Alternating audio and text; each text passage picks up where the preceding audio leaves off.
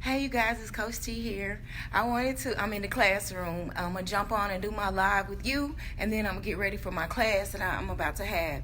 But I wanted to jump on today and talk to you about a lot of people. I've been in a lot of real estate groups, and a lot of people have been asking me, what's the score that I need? And so I just want to kind of go over that with you real quick. As I stated, 640 is a score that you want to aim for, whether you're trying to get a loan for your first-time home buyer. If you are, inbox me because I have a whole lot of grants and scholarships that you may qualify for. So we definitely need to start looking at that if you want to purchase a home in this year, in 2019. So also, if you're talking about building credit, if you just want to get a new car, if you're just trying to build your scores, the reason why I say 640 is a score that you want to aim for is because 640 is going to get you high enough to where your interest rates will be lower, but you're still safe to where you can still continue to build. And a lot of the down payment assistance programs, 640 is the minimum. 580, you can get FHA, but it's not too many down payment assistance programs that will that you can apply for. So 640 is typically the score to start with. That's specifically for down payment assistance if you're trying to purchase a home. Now from there, say for instance you just want to get some trade lines. There's credit cards that you can apply for, like a secured card. You can apply for a secured card with your bank if you bank with Capital One, Wells Fargo, Bank of the Ozarks. These are banks that you can walk into and say, I want to set up a secured card. Setting up a secured card is you're going to take $300 and you're going to make a deposit, and then they're going to then send you a card in the mail, and then you use it to pay your electricity, your water bill, you get gas, and then as soon as you get paid, you pay it off. So you're basically essentially buying your credit back, okay? Something else that you can apply for is you can go to like Conn's, or you can go to Blake's Furniture if you're in East Texas, Lax Furniture. Go to a furniture store, buy something. They're going to require that you put 20 to 30% down. That's another way that you can get what's called a trade line. That'll help you to start building your score. Another thing that you can do is even consider going in and getting a secured CD. It's a certificate of deposit. It's where you take $1,000 of your own money, deposit it into your bank, and tell them that you want to get a loan against your money in your bank. They're going to take that $1,000, put it in a CD. Typically, they're going to pay you 2 to 3% on that CD, and then when you borrow against it, your loan interest that you'll be paying will be about 2% more than what you're getting. So if you're getting 2% in interest, then your interest will probably be 4%. If you're getting 3%, it'll be 5%. This is just examples. So my suggestion, definitely inbox me if you're trying to build credit. I want to be able to help you, but that 640 score is just the midpoint. I'm not saying that that's going to get you everything that you want to get, but I'm telling you it is going to help you to get a better interest rate than if you try to go apply at 580. Now, if you have a whole lot of collections and you have a whole lot of slow pays on your credit, and even if you're trying to establish new credit, they're going to deny you. The first thing you need to do is deal with the issues that you already have that are on your credit right now. So if you got a whole lot of slow pays, go ahead and you can go and dispute these yourself.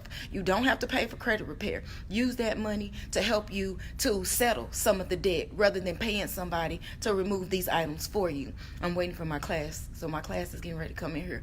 So I wanted to jump on and do my Facebook Live with you before my class started. So anyways, that's what I'm looking for. So anyways, just keep going. So my suggestion is you got TransUnion, Equifax, and Experian. If you go to www.annualcreditreport.com, then you can download all 3 of these bureaus yourself. You set up your account online with Experian.com/report access.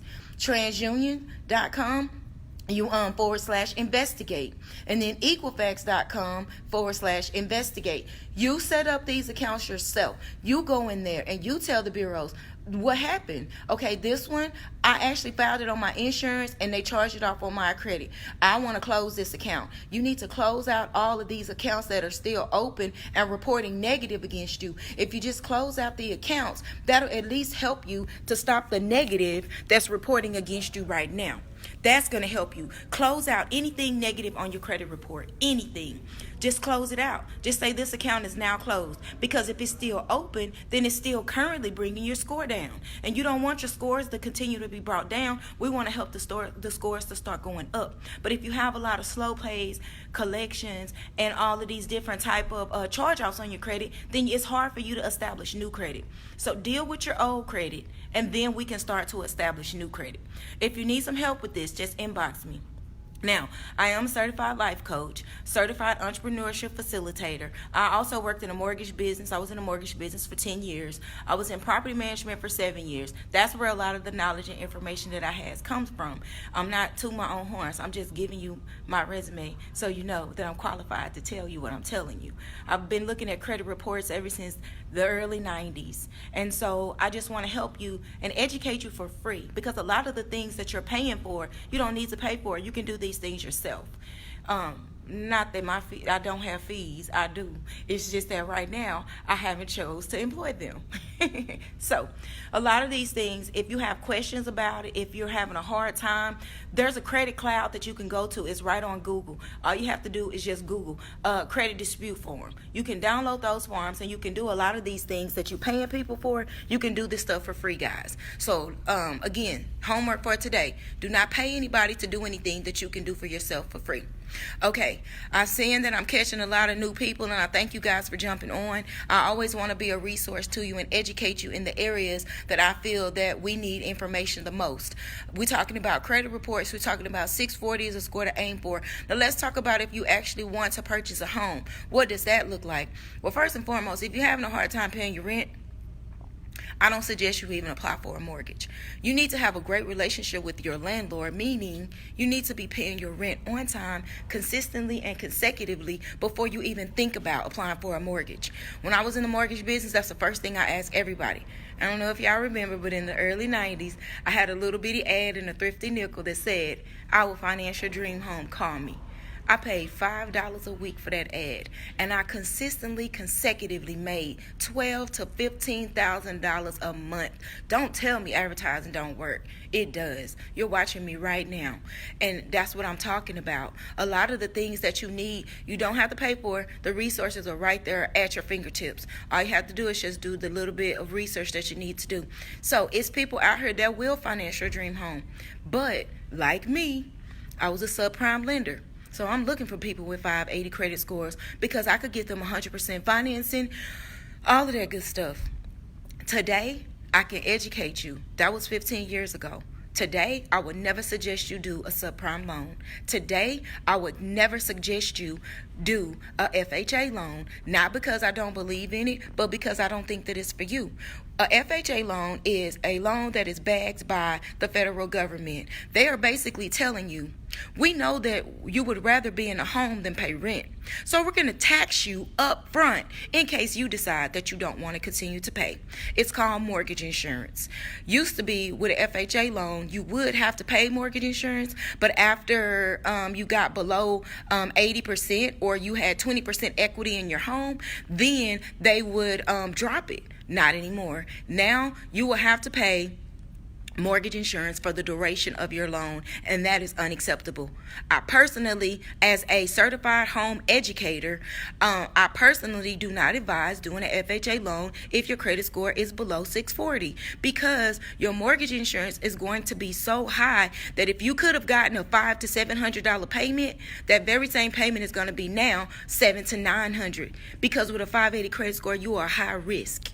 So why don't you just wait? Why don't you just get you a CD, get you a secure credit card, go ahead and get you a loan, get you a loan with a finance company. I have a couple I can refer you to.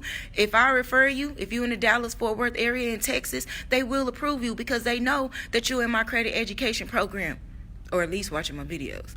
So these are the type of things that I'm saying. My goal is to educate you so I can help you to save money. So when you do get ready to make a major purchase, you have the money. You're not paying more than what you should have to pay because you are being preyed upon by predatory lenders. Now, am I saying that every FHA loan is a predatory lender? Nope. Because if you are doing the best that you can and you are tired of renting and you just overextended and your credit score is a 580, Do what you have to do. You can always refinance after 2 to 5 years, and then maybe you can refinance and do a rate and term refinance, and then that way maybe they can take away that mortgage insurance. I said maybe because I'm not sure. I'm seeing I want in. Okay, well, inbox me and tell me what you want in too, and I will get you to be a part of it. Okay, and that's what I'm saying. I want to educate you. I want to help you. I want to make sure that whatever it is that you're trying to do, you accomplish your goals. You just do it in a way that you're not being taken advantage of.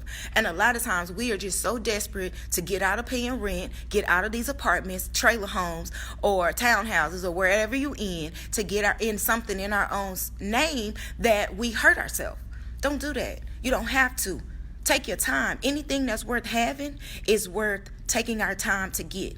And if you take your time to get it, you'll be able to keep it longer. If you hurry up and get in it, you're going to have to hurry up and get out of it. I have seen this time and time again in property management.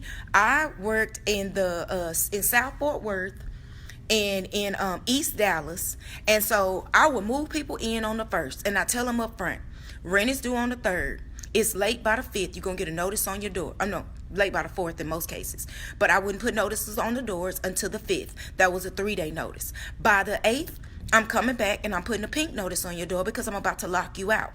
If I haven't heard from you by the 10th, then I'm taking something from your apartment and holding it at the office while I go file eviction. I will be in court in the next 7 days. I will file a writ and have you out of that apartment in the next 7 days. And I will be leasing this apartment to somebody else if your rent is not paid by the 5th. Do you understand me? Probably most of y'all would not have leased at my property, but I had to be like that. And I got that property from when I got there, it was 50% occupied. I got it up to 100% occupied, and I cleaned it up. Got all of the drugs out, got all of the riffraff out. Why am I telling you this? Because everything that I touched, that I put my hands to, I make sure that I put my everything in it. And if I'm not going to put my everything in it, then I'm not going to do it. And that's what I'm suggesting to you. And that's why I'm telling you that if I take you on as a client and I help you get your credit where it needs to be, and I help you meet a lender, and I help you get with a realtor, then definitely I'm going to make sure that we complete what we start. Is rent to own a smart way to go? That's a great question. Now, me personally, because I've been in the mortgage business so long, I would never, ever sign a 30-year mortgage. Not me, because I know that that's just basically putting a noose around your neck. But what I did do in 2006, when I was living in Tyler, Texas, I did do an owner finance deal, which is a rent to own, essentially. But it was legal because I actually, my husband and I, we had our name on the title. So we actually, the builder, he built our house, and then after he built it, we actually went to a lawyer's office, and we actually got filed, and we got put on title. So we put $6,000 down. We did everything just like you would do with a mortgage company, except for our mortgage company was our builder, who lived 2 houses next door. Don't suggest that. Well, long story short, we did that in October of 2006. By Christmas of 2007, house caught fire. We ended up having to get it redone. Long story short, the builder ended up buying the house back from us. So yes, owner finance is a great way to go, but I will only suggest it if you're dealing with the owner themselves, not some management company, not some realtor. None of that. And you do the research. If you're going to do owner finance or rent to own, do not sign a contract that says rent to own, because rent to own is against the law. But owner finance, where the owner who is on the deed, is on the title, on the trust, they're the ones that are your financier. Typically, when you do owner finance, there's no mortgage. The owner owns it, and he's financing it back to you. Well, that's what happened in my case, and that's the only way that I suggest to do that. The main thing I have issues with are student loans. Okay, student loans. Everybody can go check their student loans at studentloans.gov. At least with your student loans, you can go and you can refinance your student loans. Get them out of default. I have had student loans in default. I have had my income tax taken. Okay, it happens, but you can do something about it. The only time they do that is if you let it go and you don't check on it and you don't respond. And if you don't take care of your business will take care of you. So don't let it.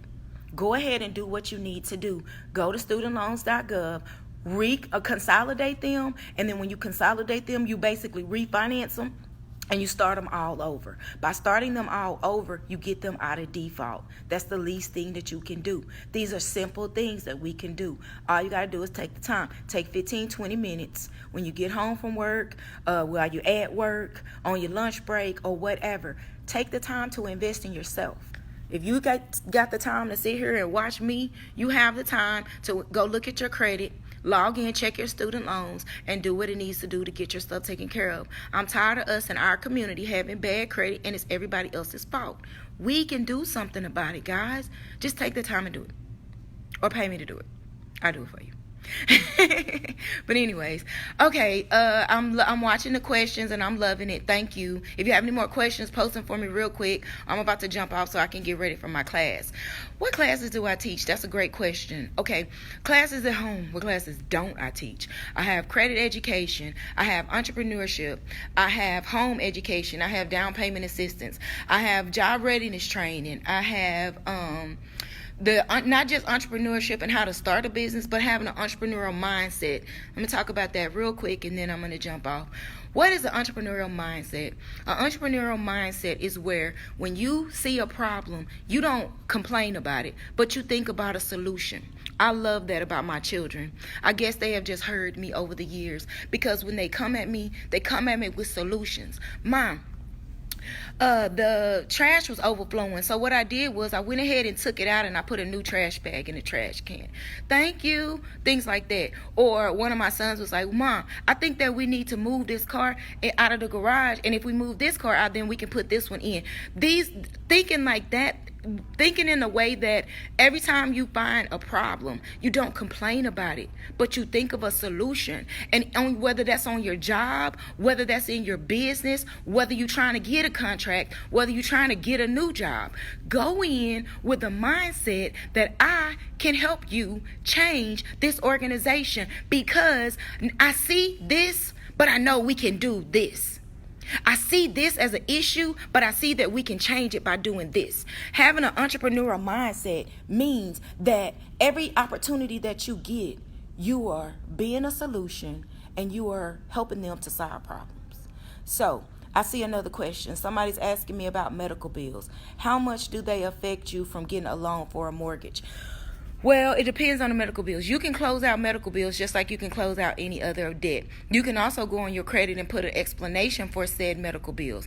If these medical bills were charged off because you didn't have insurance, you can go back to said hospital and you can apply for the spend down program, and they can basically write off a portion of that debt, which will make that account come off your credit report. All we have to do is just invest a little bit of time in doing the and once you invest a little bit of time in doing some research with these accounts, you will find that if a lot of these accounts, if you just go on and dispute them, like I said, transunion.com/investigate, Experian.com/report excess, Equifax.com/investigate, or you can just go to www.annualcreditreport.com.